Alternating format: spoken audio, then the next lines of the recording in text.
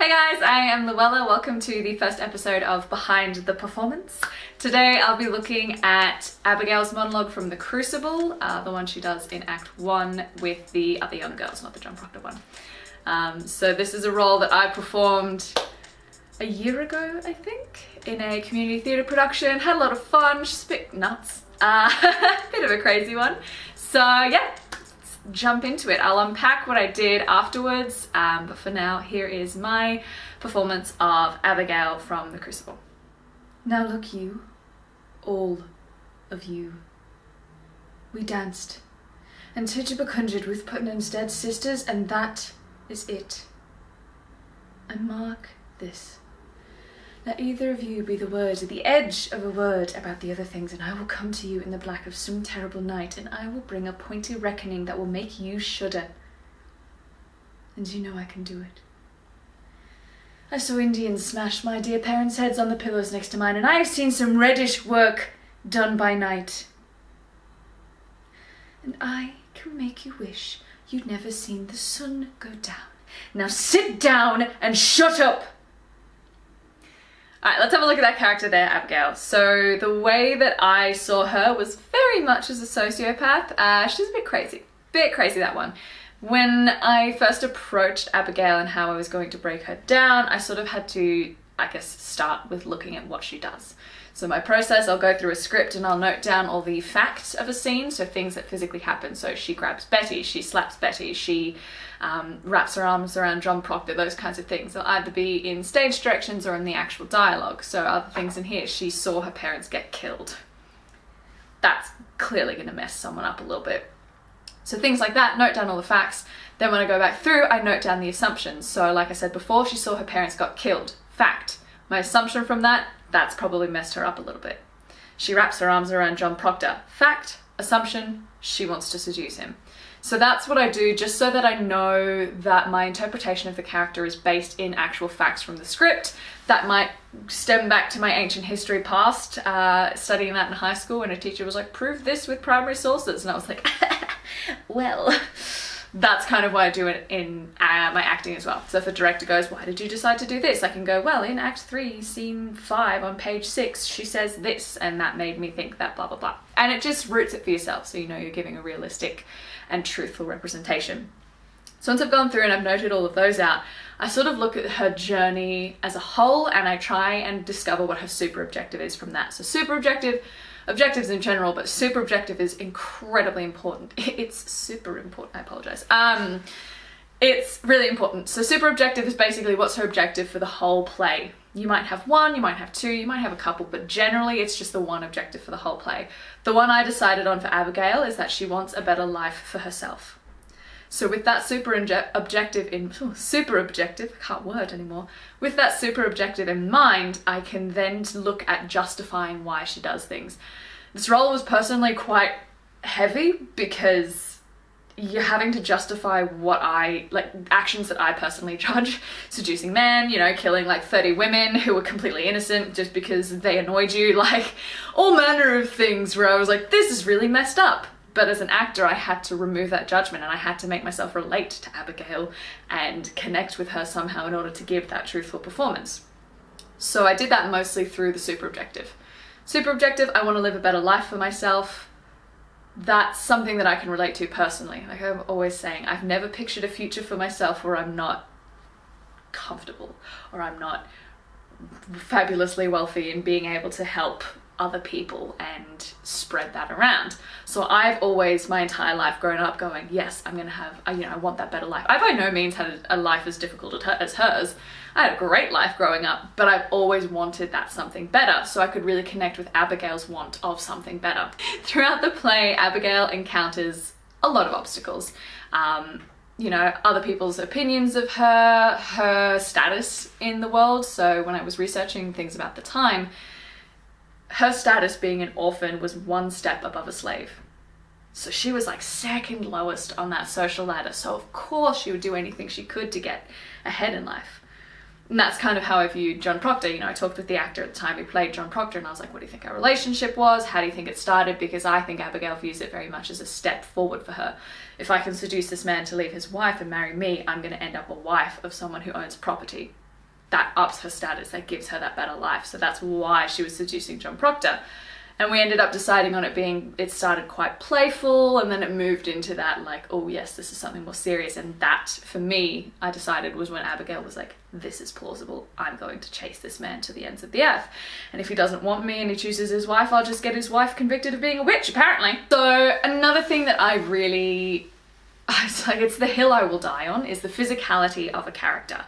So a lot of people these days, being an acting teacher, I see it over and over and over again, they really neglect to think about their physicality of their character.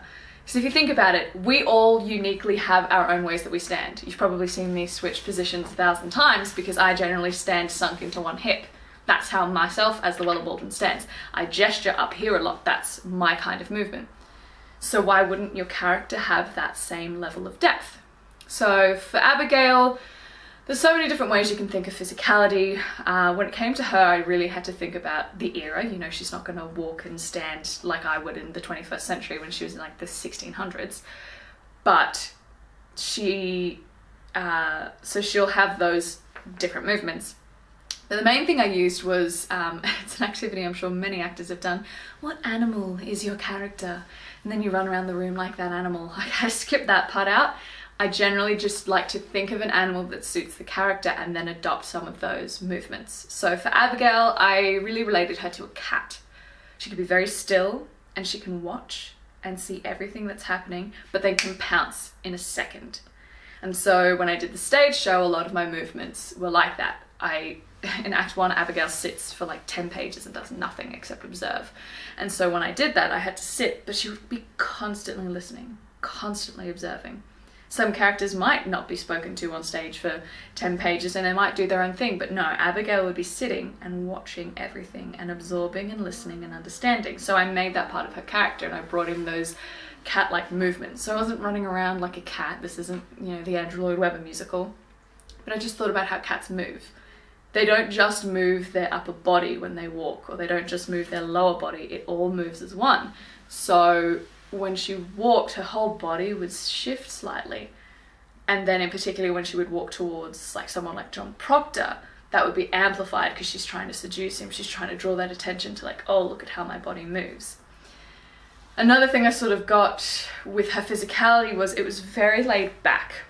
She wasn't needing to prove her power. She wasn't needing to make herself look bigger. She knew intrinsically that she had that power. So she led with her lower body, and her upper body sort of sat back, and it would often have crossed arms or something like this as she was just thinking and watching people.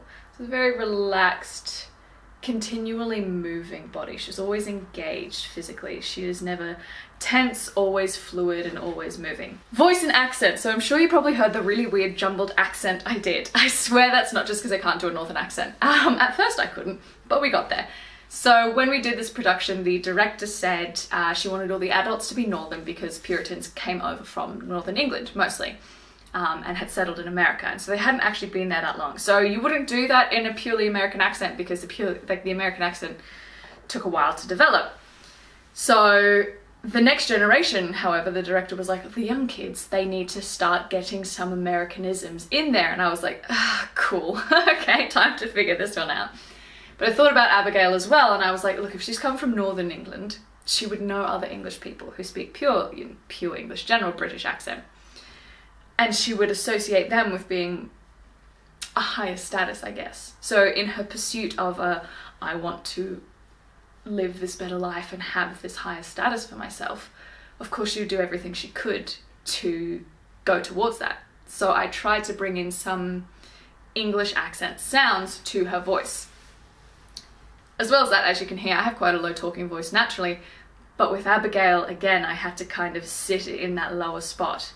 She wants the easy life. She's not going to put in effort when she talks. She knows her voice is commanding. She knows having that rich, strong voice will be commanding, so I let my voice stay similar to where my natural placement is. So, how I personally get into character, I might show it, I might cut it, I'm not sure yet. I generally will, once I've done all my character research, I've done all my homework, I've like gone through the script a million times and written all my notes out and worked out how I personally emotionally connect to that character, I then just give myself a few key trigger points and I let myself settle into the physicality. So when I build a character, I don't just go, yeah, this is how that character stands. It happens every time. I build in their emotional and mental state. So when I switch into Abigail, everything switches. My whole mentality is switched right now. I'm just standing here thinking I'm so much better than everything, because that's the mentality I built for Abigail, and I imbued that and endowed that onto this physicality. It is such an easy trick. I teach this to all my students because I'm like, seriously, you have no idea. It just takes so much out of your head. So when I'm trying to get into character, I'm not having to go, oh, Abigail, oh, sociopath, oh, okay, yeah, I want a better life for myself. Well, I'm not having to have all of that. I can just settle, and that naturally gets my mental and emotional state to Abigail. And then I can just use trigger words to connect myself personally to the emotions. So that scene in particular, where she's being angry and sort of yelling at her friends, my mind goes to personal triggers of like when you've nearly been caught, when you've nearly been in trouble, when you're trying to get someone else to go along with your sort of ploy so that you don't get in trouble.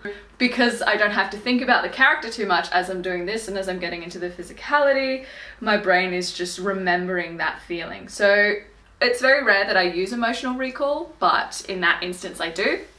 So that's, I know Lee Strasberg did a lot of work on emotional recall.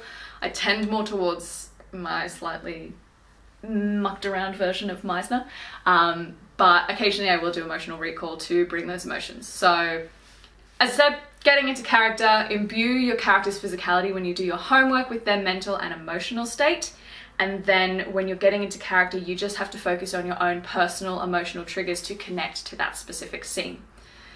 I would get so caught up in the character of Abigail, I'd get halfway down to the dressing rooms and then like snap out and be like, I need to go apologize to every poor stage crew person that I've just death stared on the way down here. So it can get intense when you get really stuck in that physicality, but it's also just such an easy way to break character.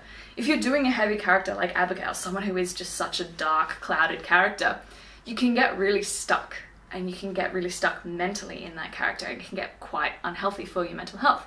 So imbuing it and endowing the physicality with that means that I only get into that mentality when I stand like this. And when I go back to standing like this, I'm fine. I don't feel any after effects of having just spent, you know, a 1 hour scene as Abigail, half-hour scene. I don't think they were quite an hour. If you have any particular characters, any particular monologues you want me to try, comment them below. I'm happy to give them a crack. Anything that you think would be a character I could play. I'm always interested to see how people would typecast me, particularly given what my actual typecast is. So have a go commenting as well what you think my typecast might be in the acting industry. With this series, I am starting with roles that I've played before, just because I've put in so much work there already. I have so much that I can talk about. I am a stage performer first and foremost, so translating that to film was really interesting, having to bring it all back. But yes, otherwise, thank you very much for watching. I hope you enjoyed the craziness that is Abigail and the craziness that is my thought process behind her, and I look forward to seeing you guys next time.